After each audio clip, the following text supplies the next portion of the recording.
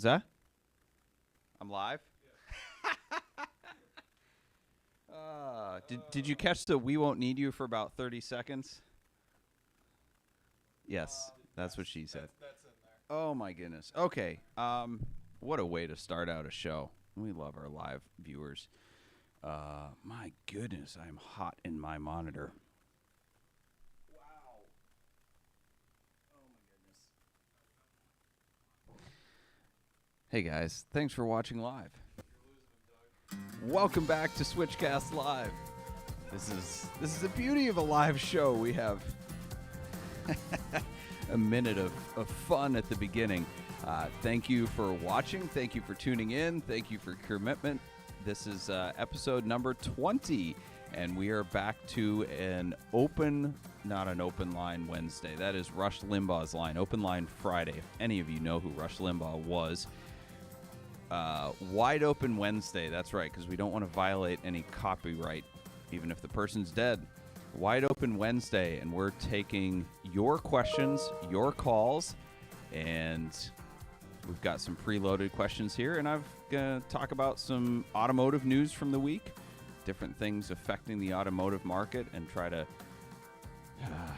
interpret what's going on and wade our way through the muck that is 2020 and 2021, not only with just everything that's going on in the world, but everything that's going on in the car market with crazy price inflation and speculation on collector car values. So we're going to try to help navigate that with some real data, because that's what really matters is data, right? So we see car values going up anywhere from 30 to 100% depending on the car in the last couple of years, and nobody really knows why. Everybody has their best guess, of course, but I feel like if we did know why, then we would have known beforehand and been able to see those trends coming and predict them. And I'm not sure that I know anyone that in December of 2020 said, yep, I'm going to buy up a whole bunch of cars because they're going to skyrocket in value in the next few months. So if you did, certainly call in. I know a few people who have claimed to have known that, but I think they just got lucky on timing more than anything else. So I certainly didn't see it coming, and I've been doing this for a long time, but I don't know. Maybe I just haven't learned anything. But one of the most interesting articles that came out that I found, interesting to repeat myself. Before I get there, I'm sorry, I'm getting ahead of myself. If you would like to participate in tonight's show, you're welcome to call in live. Ask me anything you want as long as it's somewhat car related. The number to call in is 216-294-4124, or you can post your questions or comments or whatever, fodder for discussion or debate in the comment flow if you're watching on YouTube or Facebook, and we look forward to interacting with you. I say we, it's a collective we. Really, it's just me, unless I have multiple personality disorder, which some people have alleged that we do. I mean, I don't know. I guess we has a whole different meaning now in 2022 because of identity stuff. But we're not going to go there because this is not a political talk show. This is about cars, unless we're talking about politics related to cars, of which there is a lot. I'm rambling now, but that's what you get. Okay, so an article that was posted. What in the world is going on? I have got to get rid of this. Is this my mail app giving me notification noises? I don't know how to get rid of this. Sorry, guys. An article that was posted was the... I've got the wrong one pulled up here. Off to a good start. Average new car pricing relative to MSRP. Now, MSRP stands for Manufacturer's Suggested Retail Price. And in history, rarely did a car sell for MSRP unless it was a very limited model or a brand new model that just came out and you had to have the first one. And even more rarely did it sell for over MSRP, even in my heyday of flipping Porsches and BMW M cars when they came out. That was a very small segment of the market. Most people wanted and expected a discount. Rebates were a regular thing, and certainly you wouldn't see a Ford F-150 or a Kia, for that matter, selling at sticker. Rebates and incentives were the name of the game. But an article was posted showing, it was Edmunds. Just in the last year, so a year ago, the car market was already inflated. January of 2021, it had started going up significantly from the fall of 2020, and had already been going up from March and April of 2020 when it dipped a little bit at the beginning of the pandemic. But since last year, the number of cars, or the percentage of new cars selling under MSRP, was about 98%, and about 1% were still selling over sticker. In January of 2022, 82% of cars are selling over sticker. 82% over sticker. Only 17% were selling under sticker, which to me is absolutely friggin' baffling. I know why it's happening, because supply and demand, et cetera, but we're also not talking about the fact that, and I need to pull the yearly numbers, but at the end of second quarter of 2021, even with these massive price increases, the number of cars sold had not decreased. It had actually increased. And it had increased from 2019, not just from 2020, because you could say, well, 2020, the world was shut down, production was shut down. That's not a good measure, a good basis to be used for a statistic, which is true. So measured from 2019, there was a large increase in volume of sales over 2019. So that tells me that in some sense the car makers and the dealers are using this as an opportunity, number one, to do on-demand inventory, which is great for them because they no longer have floor plan costs. They have less advertising costs. They probably have less salesperson costs, because when you're taking orders at sticker, you don't have to have salespeople that are good at their job, or for that matter, really even salespeople, because you're not selling anymore. You're just order taking. It's a Ferrari business model. But car dealers' profits were through the roof, and everybody's entitled to make money.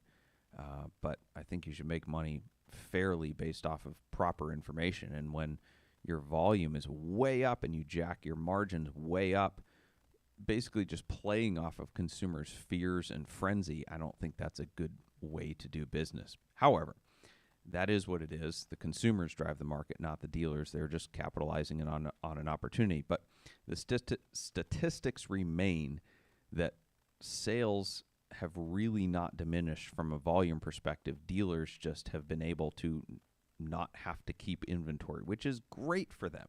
And I don't think they're going to want to go back to the old model, even when the production catches up.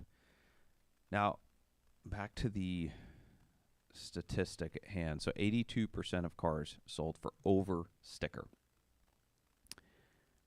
I am going to engage the peanut gallery here, and I want to know if anyone can guess the manufacturer that had the highest overage, highest average overage, not on a percentage basis, but on an actual dollar value basis over MSRP. Dan Doucette is not allowed to play because he knows more than you. Okay, you can play, but you can't guess first.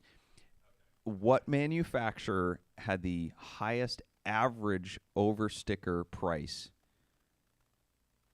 in January of 2022? What manufacturer? Dollar amount, not percentage. We have a Toyota guess. Was that Dan Doucette? As that was Chris. You said Toyota. Somebody said Lexus. I remember reading the article. It's something like Kia. Okay, something like Kia. Anyone? Okay, well, Porsche is number 2. Porsche had an average over MSRP of $1,721. Hyundai is number 1 for $1,863. The average Hyundai sold for $1,863 over sticker. They beat out Toyota, Nissan, GM, Mercedes-Benz, Volkswagen. Ford isn't even on the list, and they've got the Broncos coming out.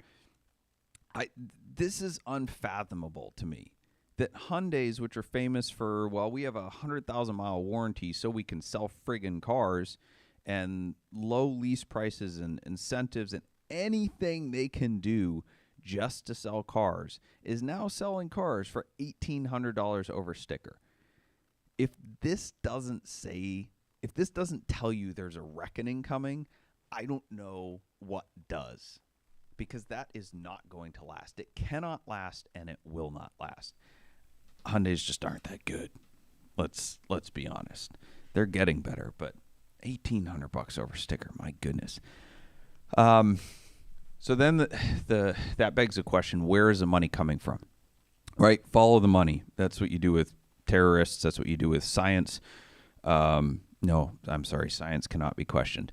Science is absolute. But you follow the money to find out how to make sense of the data. And that's what's really, I guess, perturbed me, because I've been trying to figure out where all this money is coming from, right? So we know that the government printed a whole bunch of money last year. The bailouts, the PPPs, somewhat unconditional unemployment, and most of those came to an end, right? So they're not like continuing to print money forever. People aren't getting unemployment forever, yet they're still leaving their jobs at record numbers, but unemployment is at like 3.9%, right? So they're at least not getting money from the government. So we're like, okay, where is this money coming from? Because, we're trying to buy a house, and a lot of the houses are selling for over asking price, and they're all cash offers. And a lot of cars are selling for cash. I'm going, okay, this doesn't make sense, because at the beginning of the pandemic, so March of 2020, I pulled a statistic that said that 78% of people in America are living paycheck to paycheck. That means that if they lose one paycheck, essentially they're broke. They can't pay their mortgage. They can't put food on the table. That is a really, really scary statistic. But all of a sudden, a year later, people are buying $500,000 houses for 10% over asking, paying cash, right? That money didn't just come out of nowhere. Sure, the government printed a bunch of money, but there isn't that much money out there. So where did it come from? There's speculation. Well, not speculation. Zillow bought up 7,000 houses in order to flip them. There's Black Turd, Black Hawk, some major investment firm that's been buying up houses as well, because they have trillions of dollars in cash. But the average consumer didn't all of a sudden get rich or change their financial status as a result of the government printing a whole lot of money. And for that matter, right? So if 78% of people are living month to month, that means that 78% of people didn't know how to manage money.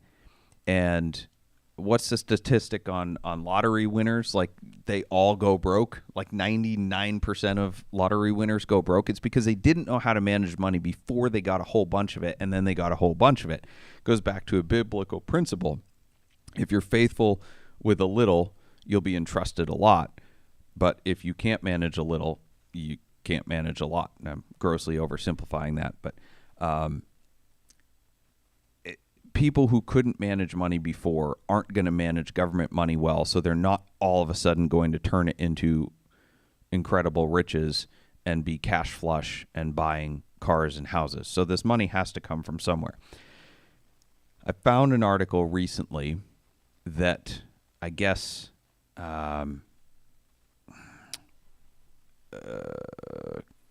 I don't know the word I'm looking for. It confirmed my suspicions. That is the word I was looking for.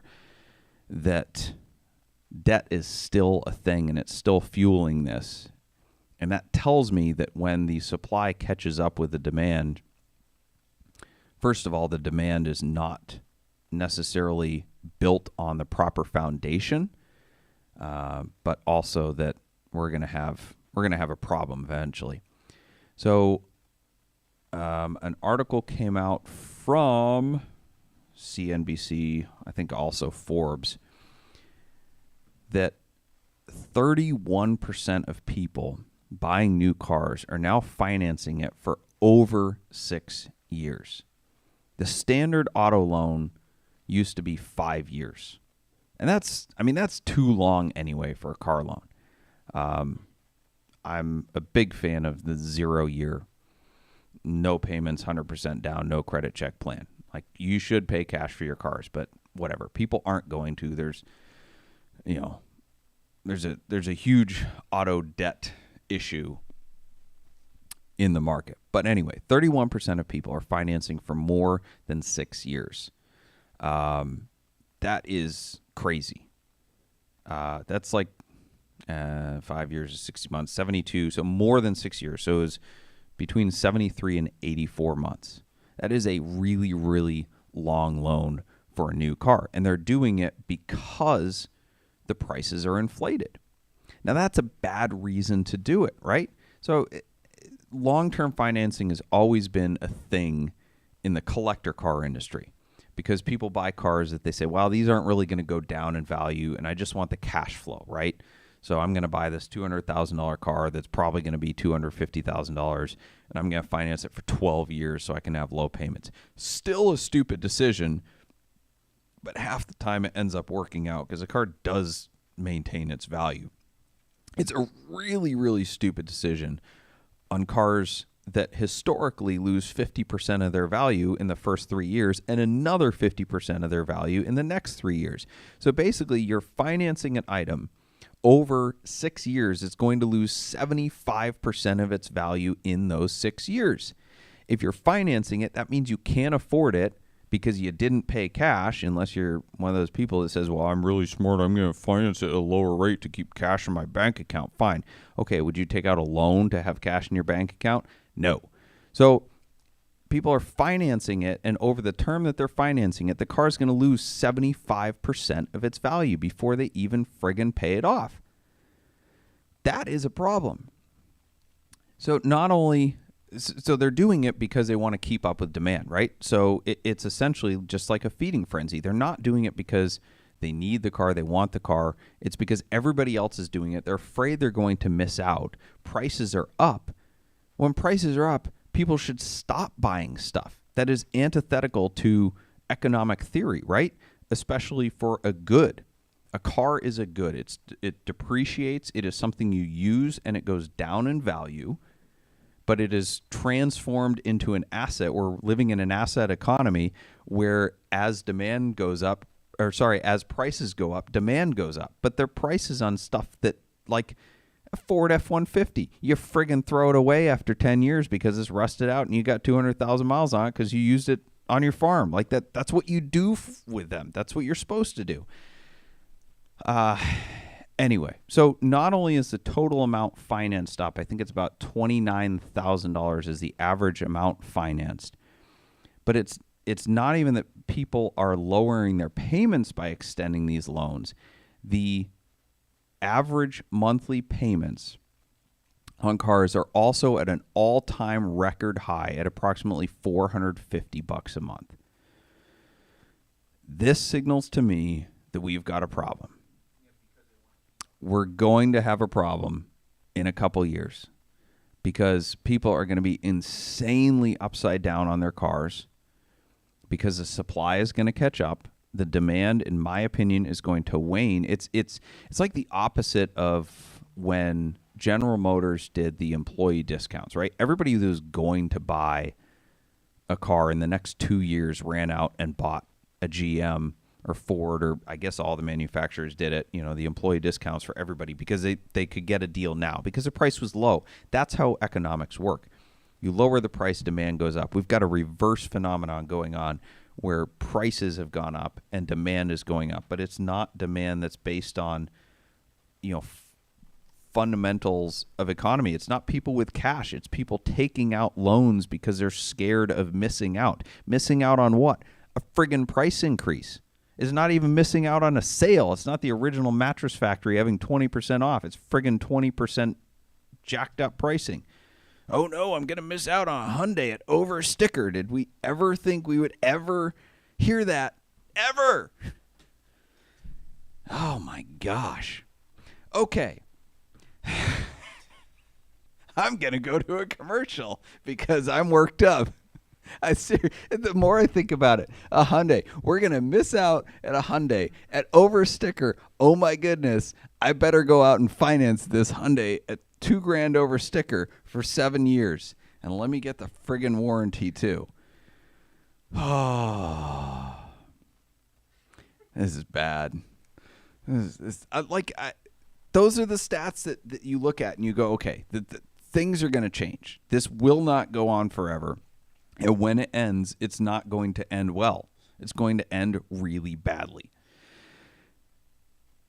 Celebrity Machines is a proud sponsor of SwitchCast. Celebrity Machines offers more than 250 different screen-accurate license plates as they appeared in movies and TV shows like Back to the Future, Ghostbusters, The Fast and the Furious, Breaking Bad, and so many more. Celebrity Machines makes our dealer insert plates and our Cannonball commemorative license plates. Visit celebritymachines.com for more info and use promo code SwitchCast to save an incredible 25.39% at checkout. You know what? No, I'm sorry, Travis. I hope you're listening. We're going to change it up here. We're going to follow the model of the rest of the world. If you use promo code SwitchCast, you get a 25.39% over MSRP. Right? Because if you raise the price, demand will go up. So, Travis, please fix that discount code. You're going to pay 25% more. And you probably actually should because the price of aluminum is going way up. Travis can't get raw aluminum. And you may never be able to get a plate again. So you should just go out and buy it now. And Travis, I think Travis might offer financing too on his license plates. So, go buy a license plate before you can't anymore. That's how we're going to sell stuff now. All right, if you want to talk to us, me, call in live, 216-294-4124, and you'll get to talk to Ethan Huffnagel, who has a voice that's almost as smooth as his hair, and you might get to talk to me. And, yeah. Or you can just post a comment, and Ethan will forward it to me, and I'll do my best to answer your questions. So we are going to go to some questions here in just a minute. Paul Carmi asked, what is my favorite Top Gear episode? Oh, gosh. I have not watched Top Gear in a long time. I think I watched maybe 5 to 7 of the seasons. I don't know how to answer that. They're all really, really good.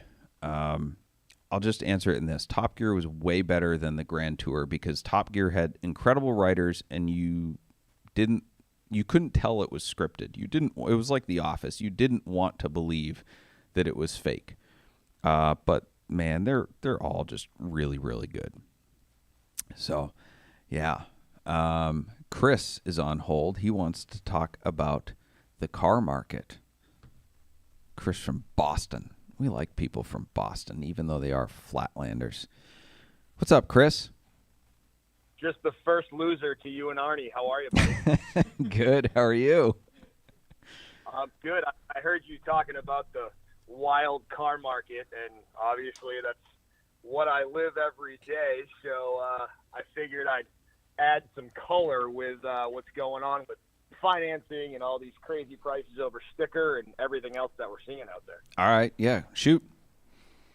Yeah. So one of the things we're seeing with a lot of these bigger banks is they've kind of figured out that, all right, we've gotten hurt before, and they're not alone over original sticker price.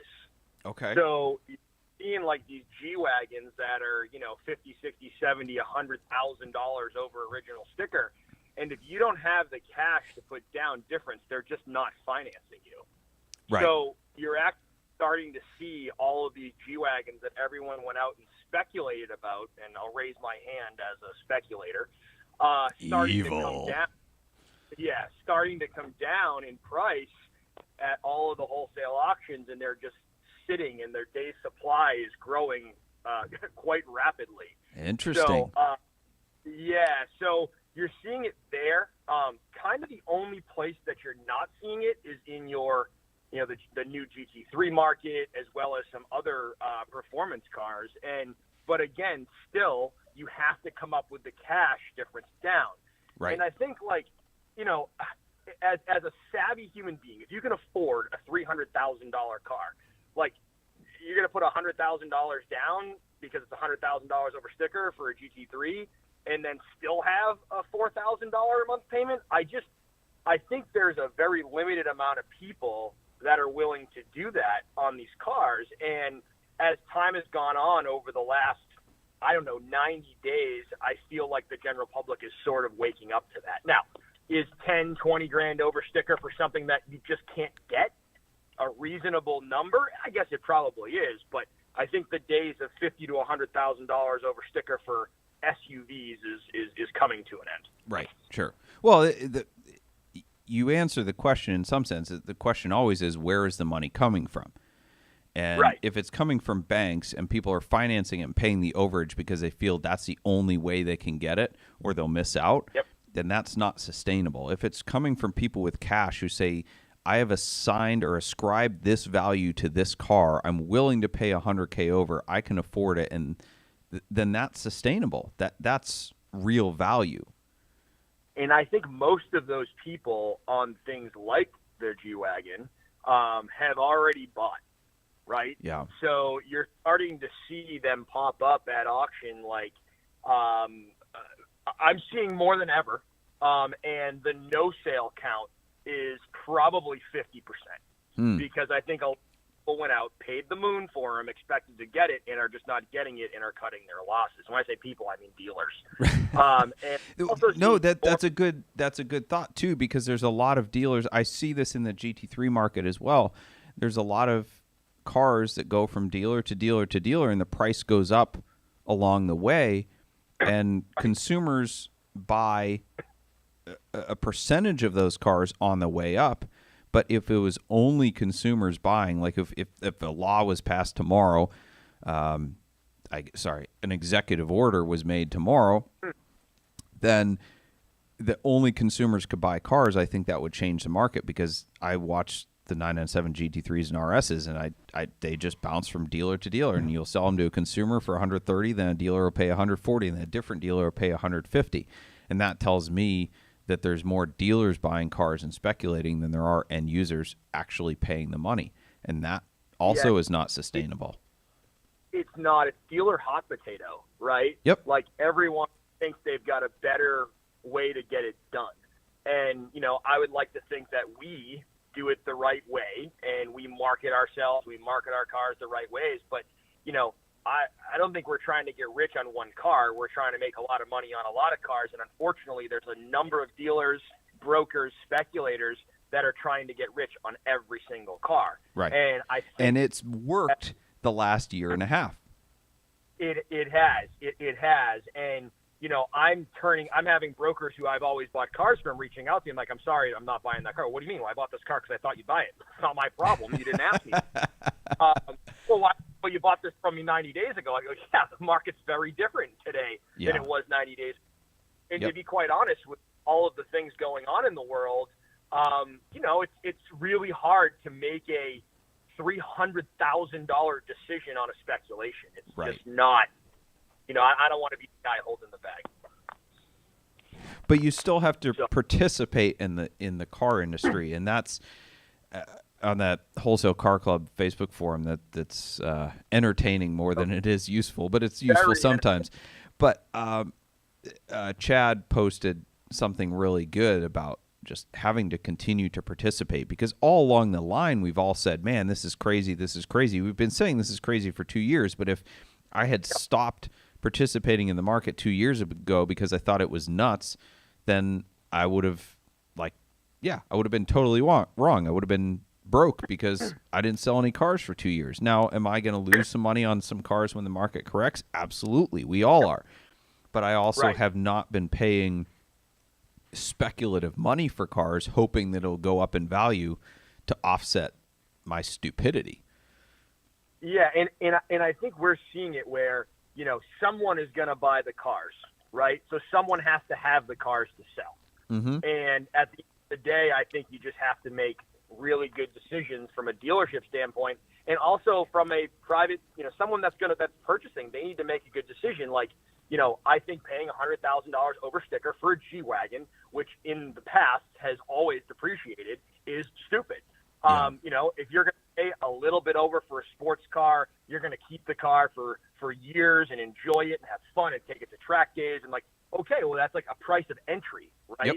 But I just think there's some real stupidity going on in the market, even from a consumer standpoint of, the market just keeps going up, so I'm just going to keep paying over sticker. Well, Right. I've seen some pretty interesting situations of negative equity as of late. Yeah. And it's going to be real interesting. Yeah, and when I say negative equity, I don't mean negative equity from banks. I mean, well, I paid $200, but it's worth $175. How is that possible? I thought the market was up. It is, but not on this car, right? Right. So it's very interesting. Yep. Yeah. It's not up on every car, and that ebbs and flows as speculators get in and out of different models. So you might be up 30% from 2 years ago, but like Acura NSXs is a good example. I think because they went like way up and then they kind of settled a little bit. They're still up 40% from where they were 2 years ago, but they're off of their high. Right. I remember buying them, 17s with 8,000 miles for 112. That same car is 148. Yeah. It's just it makes zero sense. Yeah. So you're right. Now, again, there's way less cars in the marketplace. People want to have fun. People want to show off. People want to take their car to the track, go to rallies, take someone out, take a girl out to dinner, take a guy out to dinner, whatever. Let's not marginalize here. But women own cars too. Yeah, right. And it's one of those things that's because you can't get new ones, everyone's willing to pay the wood for used ones. The interesting thing is, and that's not going to change. And that's as much as we have a pressure from the financing side of it, we're not seeing the supply chain lifting. There's supply chain issues lifting for 6 months to a year. So that's going to continue to be a pressure on the market, driving demand. So we have 24 brands, and no brand of the 24 brands, with the exception of two specific Italian brands, are saying that they are going to have any normalcy with fulfillment for at least 8 months. Yep. And that brand actually having major issues right now, who have been saying 6 to 8 months. So, this is even affecting Hyundai, Honda, so on and so forth. Right. So while some of those brands are in better shape, it's just kind of take what you can get. The interesting piece, the one that interesting to me is Lamborghini. So they're sold out through 2023. And they're even almost sold out of whatever their Huracan and Aventador replacements are for the next year. So that one is interesting, where any of these 10-cylinder cars, since they're going to go hybridized, they've all gone way up. Okay, and so here's my question, though. Sorry, finish. Yeah. What do you think? No. My thing with that is I actually don't think that that's a bad play, because they're $30,000 to $50,000 over sticker, right? For a pre-owned one with light miles, and for Huracan Evo or something like that, right? But the new car, when it comes out, being hybridized, a lot of people don't want that. People want the last of the V10, the last of the normally aspirated. Right. And but we've seen that before. So 2013 to 15, there was I guess it was 2015. We had that huge bump in manual transmission cars. Yep. And agreed. Because it's the last of the manuals, they're not making it anymore. And most of that was true. Some manufacturers decided to continue them, but most didn't. But it also kind of wore off. There was this huge speculation, and then everybody wanted in because it was a thing, and then people stopped caring. And I feel like there's a contingency of that. Like, how many orders are going to drop off once Yeah, it's not a thing anymore, because, right, like people, I'll use myself as an example. I love the new Maserati MC20. Love it. Maserati friggin' hit it out of the park. I would never in a million years buy a brand new Maserati because I don't want to make a stupid financial decision, right? What's the Tiger King? I'm never going to financially recover from this. That's buying a new Maserati. I really want to buy one because I'm like, oh, well, frick, there's enough demand. I could buy one and drive it for 6 months and sell it for what I paid for it.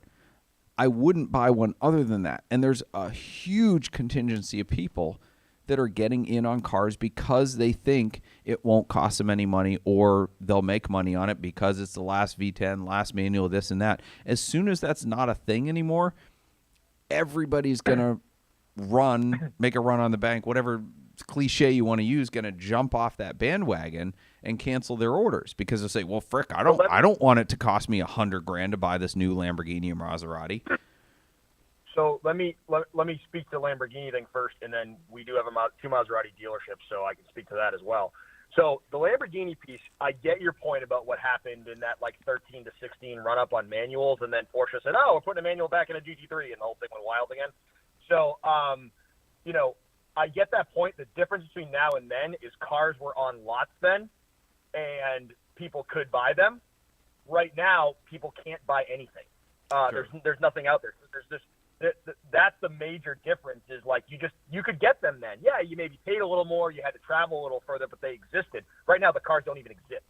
And I think that's the difference. So to your point, yes, I think it will change, but I also don't know if it's a good comparison. I get your point, but I'm not seeing that. Right. Well, I'm saying that the demand could drop even if the supply doesn't come up just because of a change in the wind and people's perception. Yep. No, I get it. I understand what you're saying, and I'm definitely not speculative on those cars. I would love to have those cars in stock at some of our dealerships, but it's not necessarily.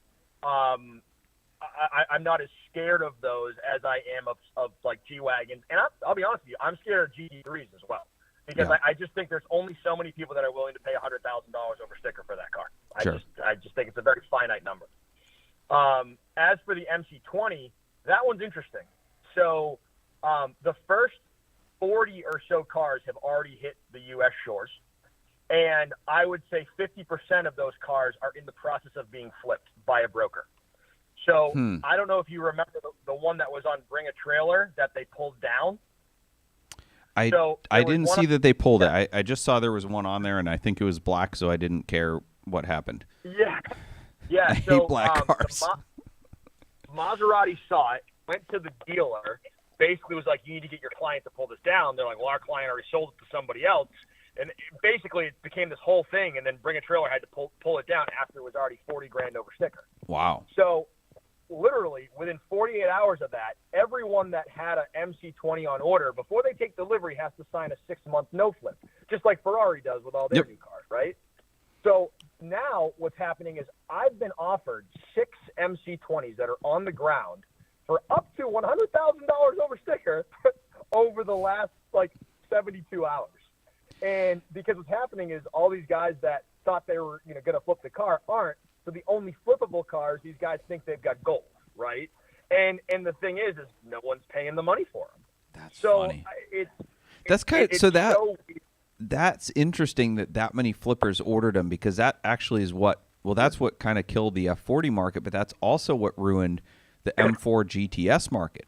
Is everybody that ordered one was a flipper, and all the good BMW customers who actually wanted one and would have paid sticker couldn't get one, and then they lost interest in them because all the flippers got them, and then they went from being sold out at sticker cars to everybody canceled their order, and they were like $30,000 below sticker before they even arrived.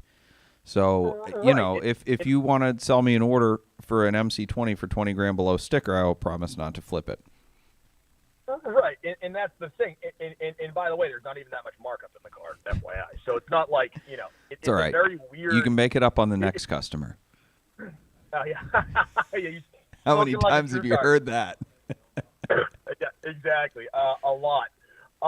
But I didn't mean to hijack your show. But when you're Oh, talking good. about the market, I know you and I have talked about it a lot. So I figured I'd add some color from the right coast over here. Yeah. In all seriousness, I do kind of want to try an MC20. So if you have an order slot open up that allows me to spec it out in burgundy with lots of Alcantara and leather and burgundy stitching and more burgundy and burgundy calipers, and let me know. Doug, I'll sign the would no like to flip order- agreement. If you would like to order a 2023, I have not got allocation yet. But like anything, if you want to order one, the best thing to do is put an order in so that your allocation is accepted early, and we only take a $10,000 refundable deposit. I don't know if I'll still want one then. I know. All right, Chris. Great talking to you. All Good to hear from you. Thank you for your call. All right, man. Have a great night. All right, talk Bye-bye. at you Bye-bye. later. Yep, bye. All right, we're going to do a quick commercial, and then we're going to go to some questions from the grams of Insta, the Instagrammas. Oh, man, I feel like there was a joke there that I should have set up for, and I didn't. Instagrammas, it's a punchline, but I didn't have the. Boxcast is a live. Fix it in post. Boxcast is a live streaming company based in Cleveland, Ohio, and they serve broadcasters and viewers around the world. Their founders lot. If you want to live stream your podcast, church service, car show, sporting event, wedding, or even your cannonball attempt, Boxcast is an easy, flexible live streaming platform for organizations. Boxcast is so easy, we're broadcasting this show with a phone. Yeah, Boxcast is easy. Talking, saying words is not. Head over to switchcars.com/boxcast for your free trial. If you'd like to talk to us, call in 216-294-4124. Post your comments wherever you're watching live. I see them. Ethan has sent them to me. I will get to them. But first of all, we're going to some comments from the Instagrammas. Tyler, go. We don't have, I'm sorry, Tyler is awesome, but we don't have Mark Spence's deep, lovely, wooing voice. I'm not even going to try. I'm just going to be me. That's fine. You need to be I can't closer do to the it. mic than him, though. Well, yeah. Well, he needs to be like across the room from the mic, and we'd be all right.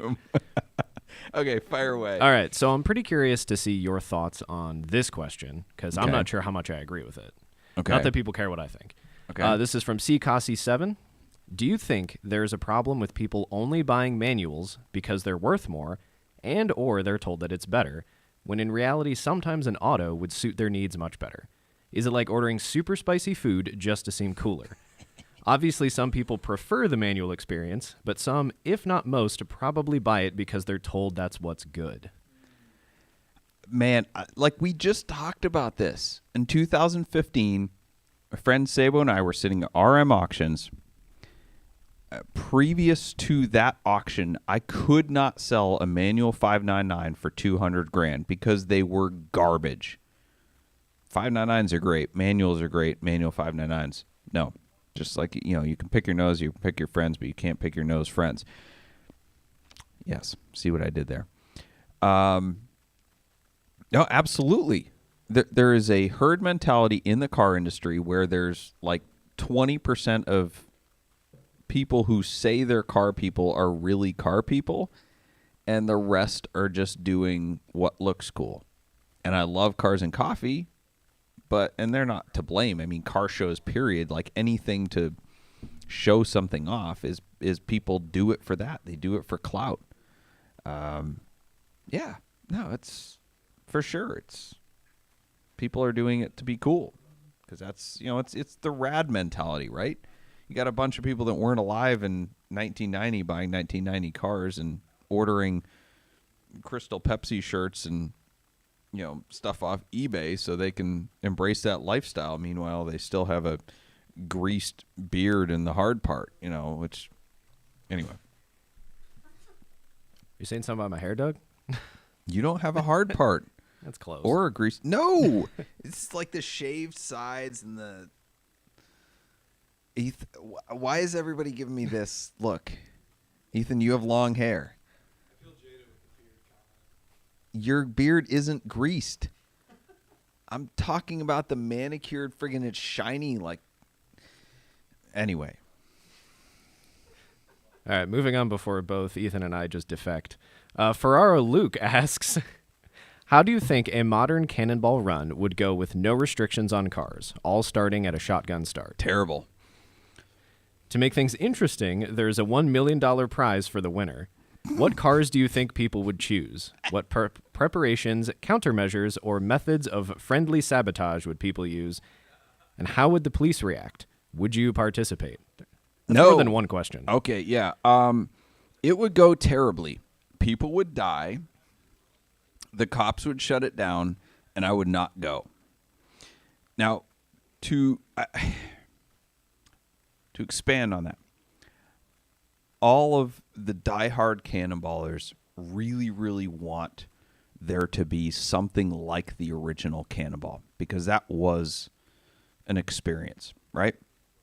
So we all want to get together at a secretive meeting and bring out the best equipment we possibly can and do an all-out race. And we've done things like the Musket Ball with 100 horsepower races and the C2C Express with vintage cars because we just know that we can't go that fast. It would get out of hand way too quickly.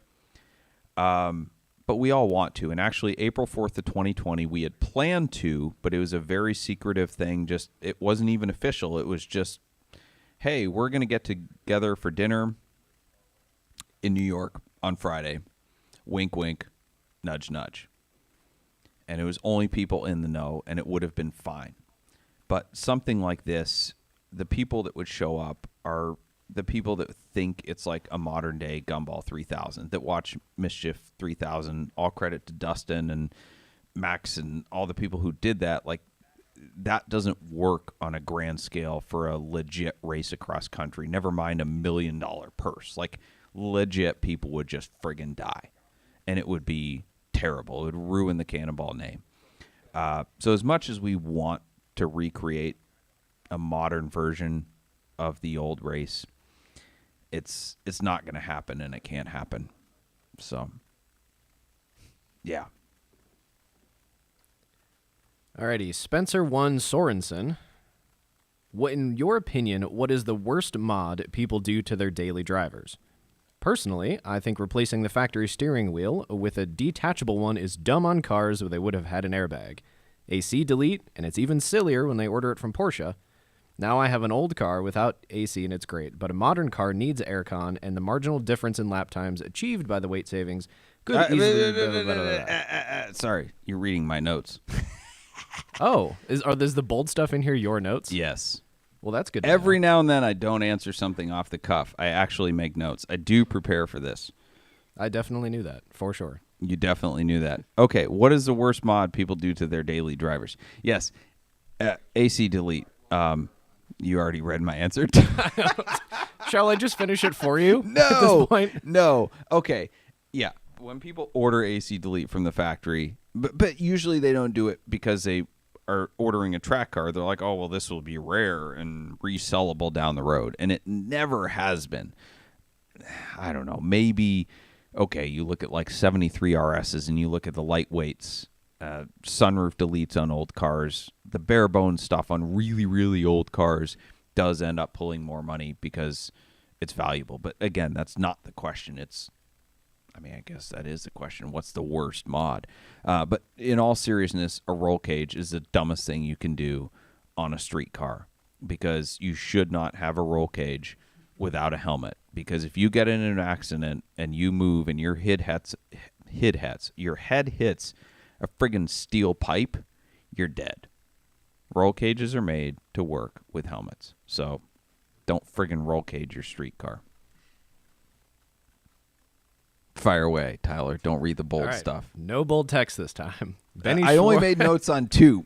Everything else is off the cuff. I don't know if that matters. It makes me feel better about myself. Well, now the cat's out of the bag. Everybody knows. All right, Benny Schwartz As long wants as to a know. cat that's out of the bag doesn't piss on my Corvette, he can live. All right, what do you think it is about cars, racing, and driving quickly that appeals to us car people so much? I recently heard Jerry Seinfeld's response to this question, and I'm interested in hearing yours. Okay, so thankfully, I don't really watch or listen to any other podcast, so I have no idea what Jerry said about this, because if I did, I'd probably get like tunnel vision. I wouldn't be able to answer it honestly. I think there's a couple things. So I started liking cars when I was like 4 years old, and it was just a natural physical attraction. And I think it's like the same way that boys are attracted to women's bodies, right? Like the curves just look good. But when you're 5, obviously you don't have hormones. So you like the curves of a 993 Turbo S, right? It's got a nice fat butt, and yeah. So I can't explain that. I can't explain why I liked that versus, somebody else liking Star Troopers or whatever the storm ship is, the white suit people that fly through space. Anyway, so I don't know why some people like cars and others don't. But I remember when I was like 12 or 13, my older sister asked me about why I like cars so much, and basically said, like, you like cars only based on the aesthetics, right? Like, she said, I can drive them, so I know what they do for me and what they're capable of. And she's like, your enjoyment of cars is going to totally change once you can actually experience them. And that's totally true. Like, some car guys are just natural car guys, but they don't really know why or what they're experiencing. And then they actually get to drive them and feel them and hear them and smell them. And that experience totally changes and is amplified. However, natural attraction aside, the book Why We Drive by Matthew Crawford solidified why I love cars. And I am going to completely butcher what he said, but basically you just need to go buy his book and read it. But essentially he's talking about a connection between a person and a machine, and the fact that we as humans are built to be not only intelligent, but to work with our hands, to be good at things, to learn how to do things, to increase in skill, and that increase in skill feeds our self-worth, feeds our intelligence, and if we don't do these things, we become stupid. And he referenced the movie WALL-E like a bunch of times. And I think that's incredibly true, right? So, and he said this basically decrying autonomous cars. And he said that when we connect with a car and feel that feedback and know that we're doing something that matters and that is, part of our skill set, that increases our intelligence and it increases our happiness. So there's a fundamental part of our being that when we connect with a car, it actually makes us smarter and happier. And that, I didn't know that beforehand, but when he said that and when I read it, I'm like, freaking get out the highlighter, dog ear the page. Like, that is, short of Jesus dying on the cross, that is gospel. That is automotive gospel right there. So that is why we love cars, in my opinion. It's stolen totally from Matthew Crawford. Yeah, you ready for the next one? Yeah. Okay. Chef Brett Stevens asks, this might be a better question for Dan, as he knows more than me, but any idea how many 993s were optioned with the X79 fender vents? Yeah, okay, Dan Doucette knows more than everybody because I didn't even know that was a thing. I thought they were just all on the Turbo S's, so yeah. I shouldn't admit that as literally I charge lots of money to be a Porsche expert, but okay, moving on. Yeah, those aren't GT cars, though. That's more your thing. That's true. What, Dan? Dan Doucette didn't know. Oh, my gosh. Chef Brett Stevens, you know more than Dan Doucette. Dan, can you send him something? Is there an award for winning Stumping Dan? I don't know. It could be some like signed headshots or something of Dan Doucette himself. Okay. All right.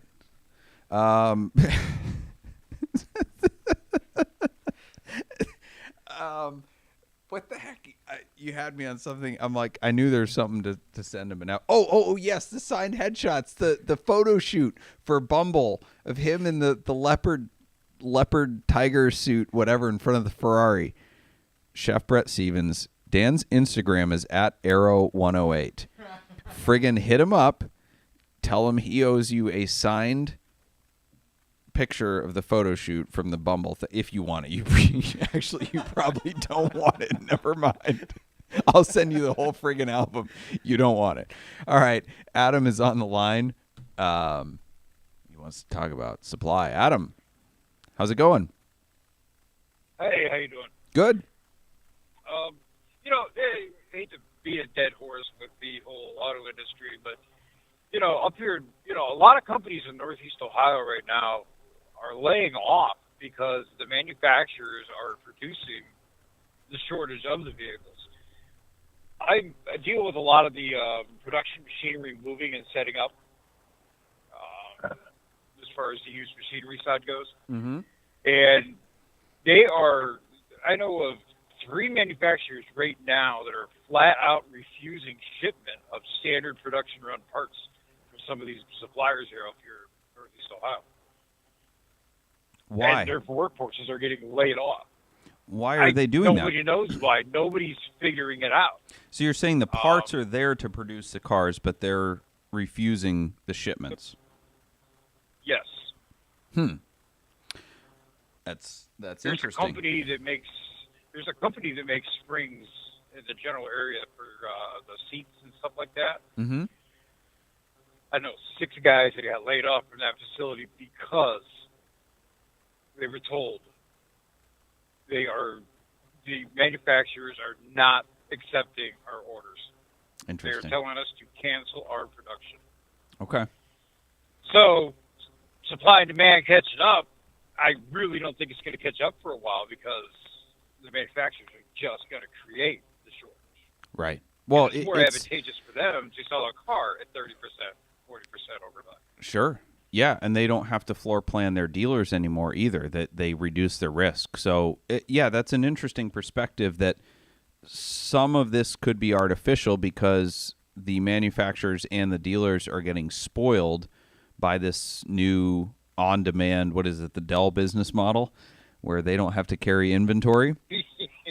And right. They weren't smart enough to figure it out on their own, but, global pandemic figured it out for them, and now they're saying we don't want this to end, so we're going to artificially constrain supply. Right. Interesting. All right. I just thought I'd put my 2 cents in on that. So. No, that's a really really good perspective, and I appreciate that. That's thank you for the call, Adam. All right. Love the show. Bye. Yep. Thanks. Have a great evening. That's I've heard things like that from sources I can't disclose as well. So Adam's not alone in that. I don't know what to make of that, right? Because even as the supply chain catches up, if the manufacturers are artificially going to constrain it in perpetuity in order to keep prices up, then we could never see the end of this. So unless another manufacturer comes along that says, screw this, we're gonna compete and we're gonna lower prices. That's the beauty of capitalism, right? Oh no, we're getting into politics. Okay, back to the questions. All right, Kagan Bilgilly wants to talk about Porsche. They ask, out of all the different models and generations you've driven, which Porsche model was the biggest letdown for you, and why? There's a bonus question. Do you want the bonus now or after you? What do I get for bonus? Do I get like bonus points or pat on the back? I guess I don't know. All right. Well, let's answer that one.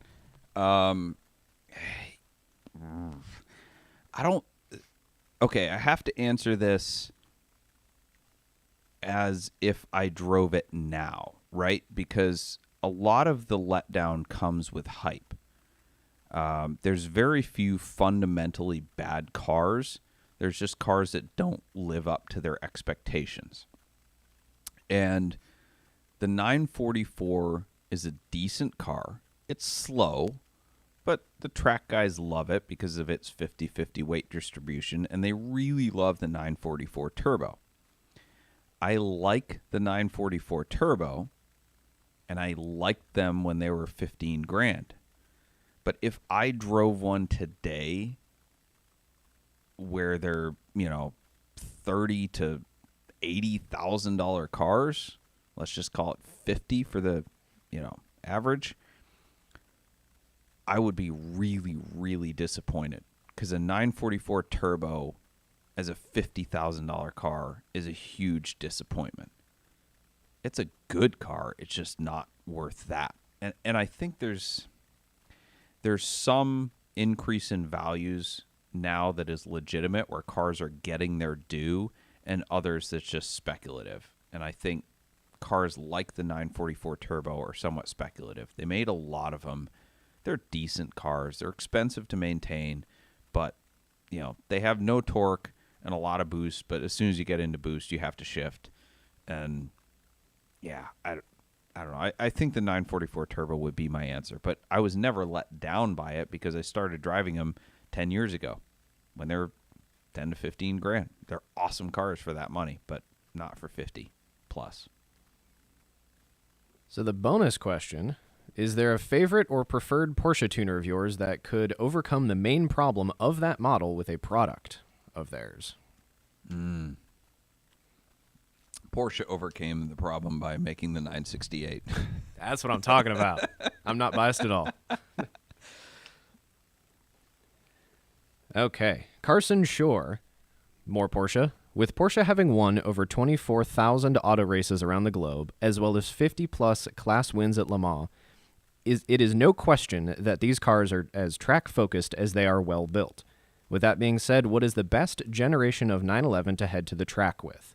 Which cars are best suited for the avid racing enthusiasts, and which are best for those just getting into racing, say the entry-level 911 enthusiast?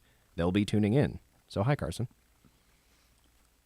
The Boxster is the best generation of 911 to head to the track with.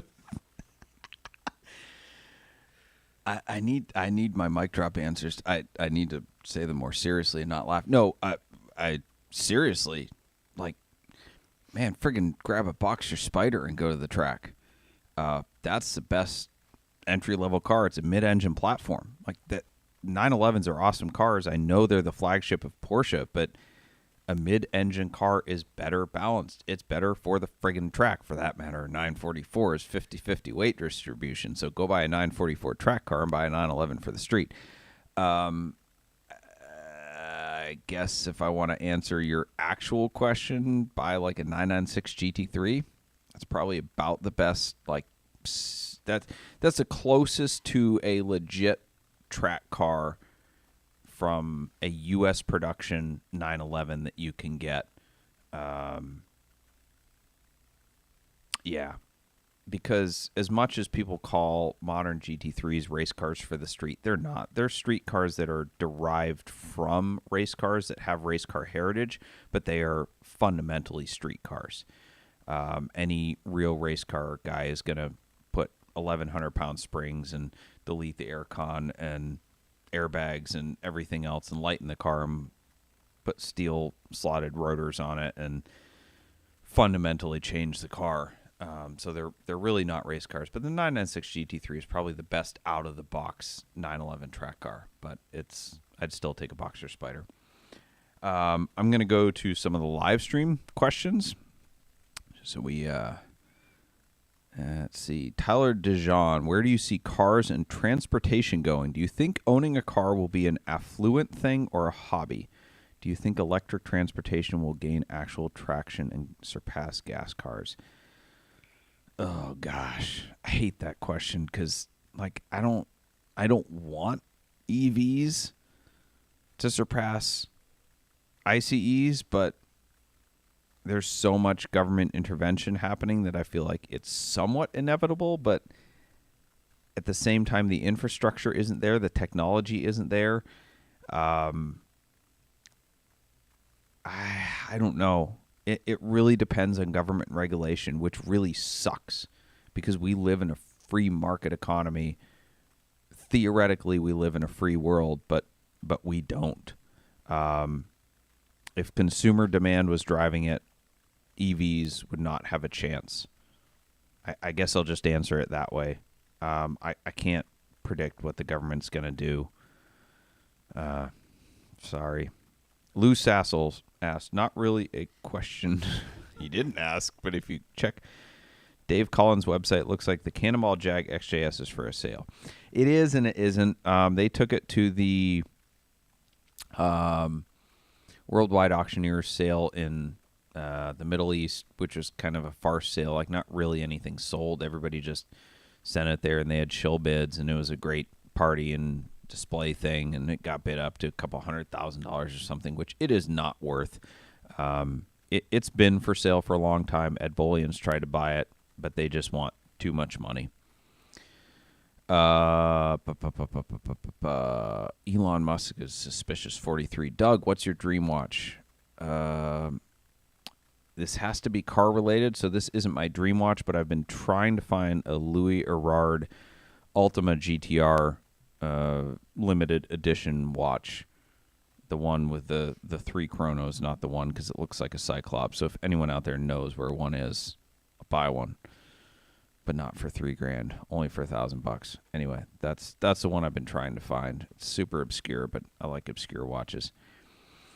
Cooper Astro asked, Doug, how serious are the AMG wagons you said are being prepped for runs? Are they just shooting for a stout number, or are they looking to make a record attempt? My knowledge, I think both of them are trying to go for the record. I don't know how qualified they are. I don't know how far along they are or how ready they are or how it will go. Nobody knows how it will go until they get to the Portofino, but they are both going for the overall record as far as I know. Let's go to question of the week before we get back to you, Tyler. Question of the week is brought to you. This is the Nuts for Sticks question of the week. And you can, this question of the week gets a big swag package, 2 t-shirts, a license plate frame, some stickers. We just released Nuts for Sticks stickers. I guess if you're nuts for stickers, ha ha ha ha. If you go to nutsforsticks.com and enter discount code SwitchCast, you get 10% off your merchandise order. Question is, what's a car you think every car enthusiast should own? And I love this question because it has nothing to do with value. It's just, what do you think every car enthusiast should own? You know what my answer is? Corvette C5. Because it's a car that you have to not care about what people think in order to own. I've recommended so many people buy a Corvette C5 or C6 or whatever, and they're like, I can't buy a Corvette. I don't want to be that guy. I don't want the stigma. And it's like, dude, it's a good car. Stop caring about what people think. It's an amazing car for the money. Sub 20 grand, good gas mileage, reliability, LS motor, awesome sound, comfortable, track car, street car, whatever. It does everything. I think everybody needs a Corvette in their collection. Every car guy. C5, C6, C6, Z06, whatever. It depends on your budget. But yes, Corvette, for sure. Is it my turn now? It's your turn now. S4 Racing 96 asks, do you think that manufacturers run tunes or other performance-boosting parts that are not disclosed on cars they use for lap records? One example is the C&D Lightning Lap in 2008 with the Cobalt SS that was later found to be running a GIAC chip, whatever that is. GIAC. Yeah, I'm sure they do. Like in racing, if you ain't cheating, you ain't trying, right? So I don't know that it's always tuned, so I think some of it is more subtle. So maybe they're running shaved tires or...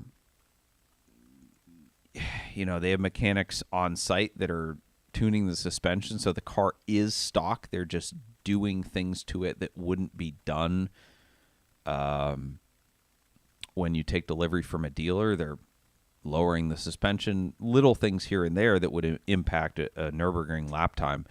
And even like, let's go all the way back to the Nissan GTR when that came out. They're talking about ringer cars, and I don't think there was a ringer car. It was just, there's two factors. There's 3 different tires offered for the Nissan GTR, and the best tire was the Dunlop that was offered on the base model, but everybody ordered the premium package car.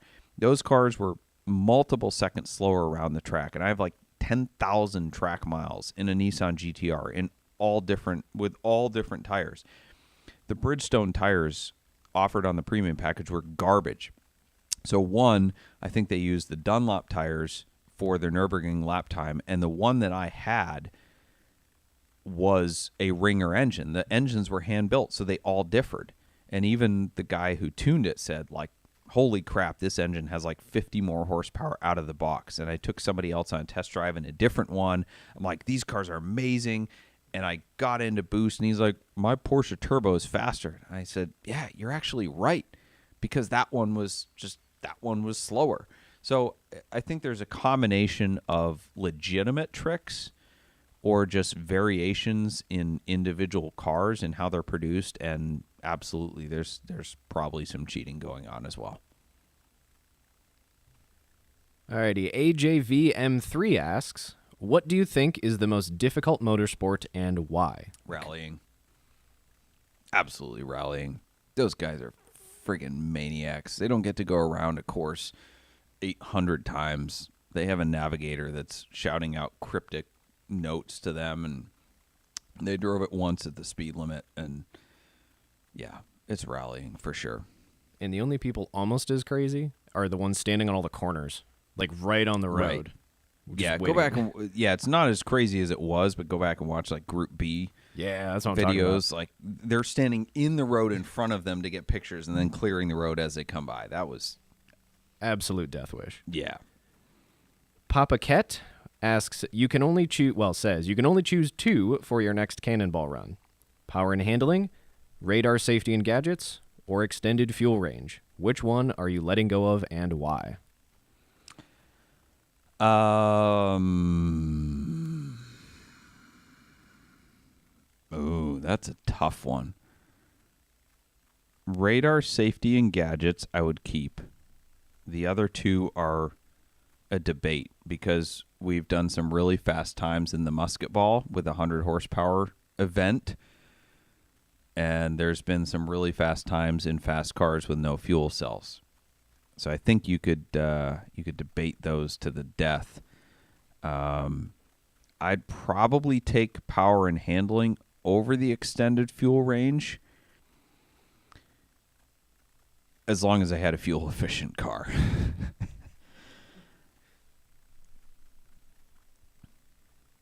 Okay, Into Rogue says, oh man, I need that 2539 sticker.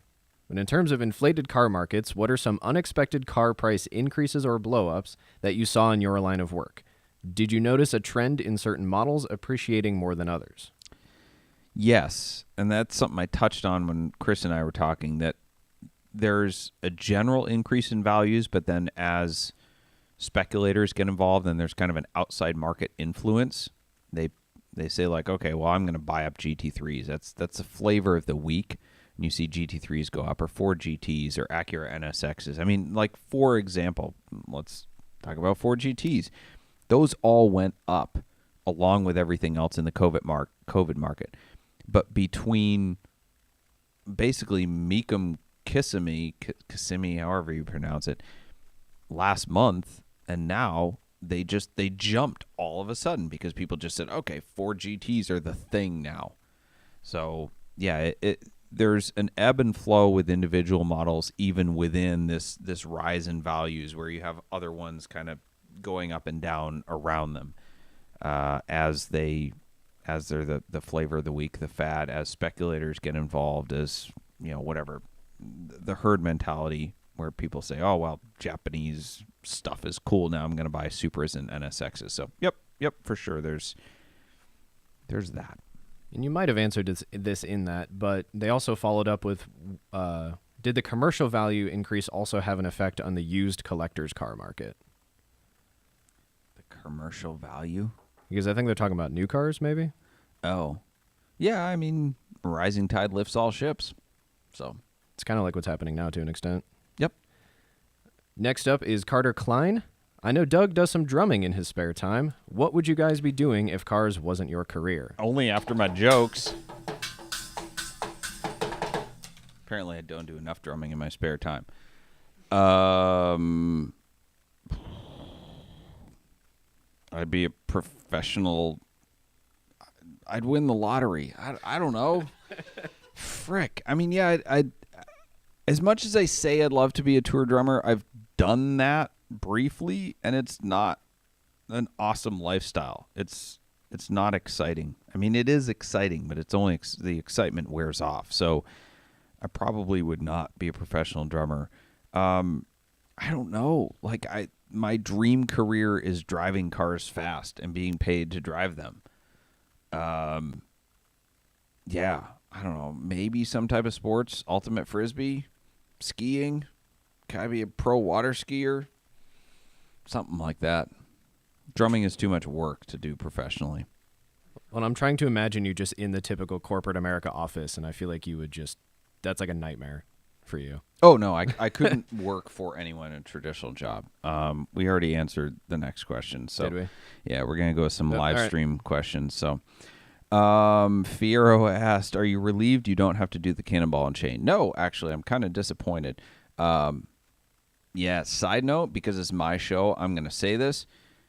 The whole, okay, so backstory, the Cannonball and Chain was a competition on VinWiki to buy Ed's garbage Lambo Gallardo for $35,000. And I was the runner-up to buy the car. You had to give a compelling reason to buy it. Mine was that I was going to do a cannonball with my wife across country in a car that like didn't have heat and the top was stuck and things like that. And the person who won was the VinWiki Lambulance person who was like, well, it's for the sick kids because I work with sick kids. And of course that's, I mean, I get it. That's a compelling argument. It's a compelling proposition. We were just going to donate the money to charity that we raised.